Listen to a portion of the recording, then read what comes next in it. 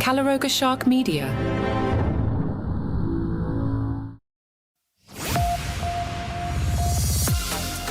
Today on Ballot, Vivek wants you to turn the TV off and get stuck in a ditch. Christie is at a barbecue restaurant in New Hampshire while everyone else is in Iowa. A beer calendar gets everyone upset, and Europe may turn to Taylor Swift for help. Hi, I'm Journey Joe Mitchell, and let's dive in on the fun side of politics.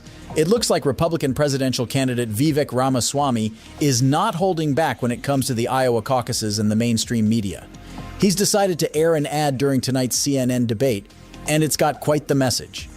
We like to keep it clean here, so I'll sub in crap for the naughty S word.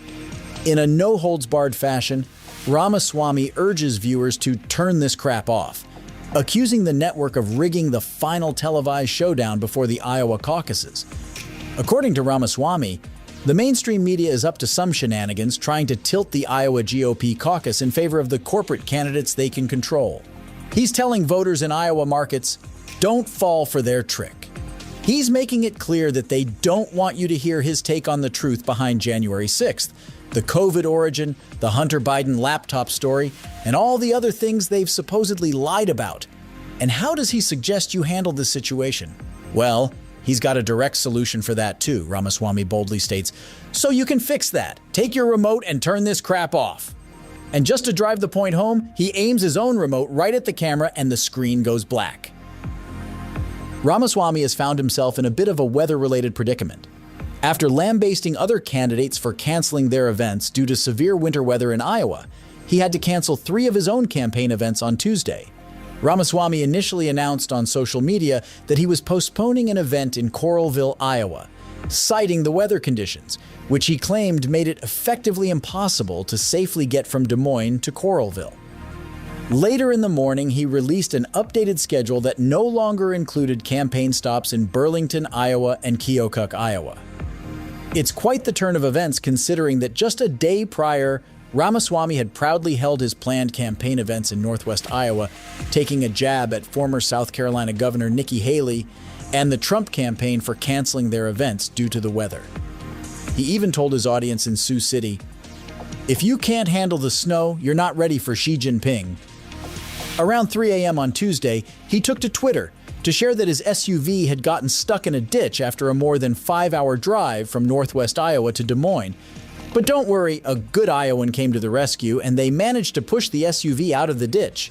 Then at 6 a.m. on Tuesday morning, Ramaswamy tweeted that it was effectively impossible to safely get from Des Moines to Coralville for his first scheduled event. So he made the tough decision to postpone his visit to Coralville, but assured his supporters that he would return there before the caucus. Finally, at 8 a.m., he posted an updated schedule, likely rearranging his campaign events to account for the weather-related challenges. Former New Jersey Governor Christie firmly rejected the notion that suspending his presidential campaign would benefit Republican contender Nikki Haley in her bid to challenge Donald Trump. He expressed doubts about both her determination and capability to defeat Trump. While other candidates were busy campaigning in Iowa ahead of the upcoming caucus, Christie found himself in a barbecue restaurant in New Hampshire. He cautioned that if Trump secures a third victory in the New Hampshire primary on January 23rd, he would likely secure the GOP nomination, despite the subsequent contest taking place in Haley's home state of South Carolina. Christie conveyed, "If he wins here, don't expect South Carolina to save us. It's not going to happen. So you all are the ones who are going to make the call here." It's a big night for politics as CNN is hosting tonight's debate at Drake University in Des Moines, Iowa. This event, moderated by CNN anchors Jake Tapper and Dana Bash, kicks off at 9 p.m. Eastern. Instead of joining the debate with his rivals, former President Trump is set to participate in a live Fox News town hall airing at the very same time. The town hall, also taking place in Iowa, will be moderated by Fox News anchors Brett Baier and Martha MacCallum.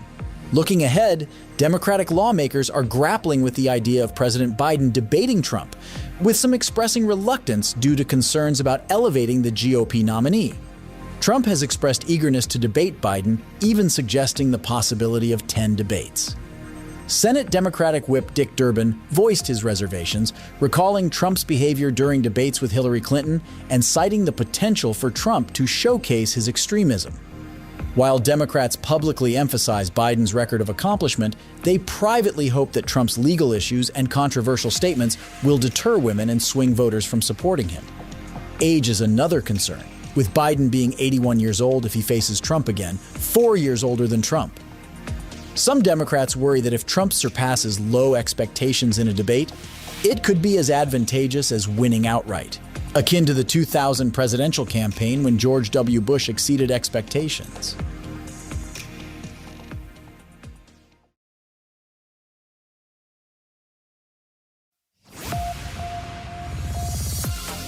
Well, folks, it seems like the European Commission Vice President, Margaritis Schinas, has a plan to get the young voters of Europe fired up for the upcoming elections, and it involves none other than the Queen of Pop herself, Taylor Swift. Schinas boldly declared, "No one can mobilize youth better than young people. It's young people who can mobilize young people to participate more than commissioners." That's some real wisdom right there, my friends. And why Taylor Swift, you ask?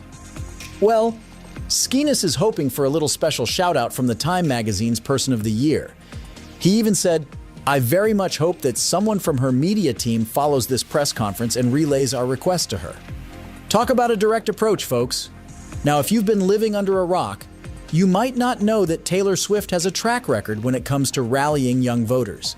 Last year, she encouraged her whopping 272 million Instagram followers to register to vote. And guess what? Vote.org reported over 35,000 registrations in just hours. That's a 23% jump from the previous year. Taylor knows how to get things done. Swift has been entangled in U.S. politics for a while now, despite her earlier attempts to stay out of the political conversation. But as the EU's June election approaches, Schinas believes her star power could be the key to getting young Europeans to the polls. And let's not forget, Taylor's European tour is kicking off in spring 2024, right before the European election, with a stop in Paris on May 9th, which just happens to be Europe Day. Schinas is definitely playing the timing card here, and I'm loving the strategy. So will Taylor Swift answer the call to boost young voter turnout in the EU? Only time will tell, my friends.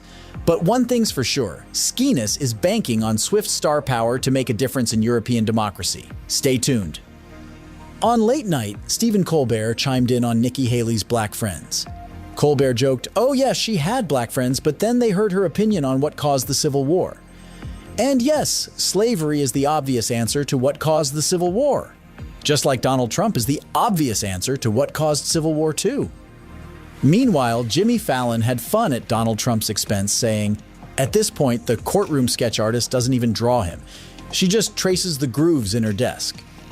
And finally, Vox tells us about Calendargate. Ultra-right beer, positioned as a conservative alternative to Bud Light, released a 2024 calendar called Conservative Dad's Real Women of America 2024 Calendar. The calendar featured photos of what the company described as the most beautiful conservative women in America, in various provocative poses, though none were fully nude. The calendar drew criticism from some prominent social conservatives who labeled it as demonic and accused it of pandering to sinful desires.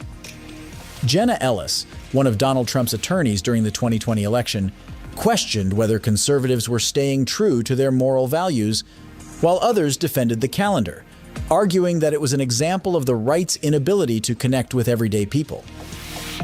And there you have it. My thanks to Mark Francis and John McDermott. Join us next time on Ballot.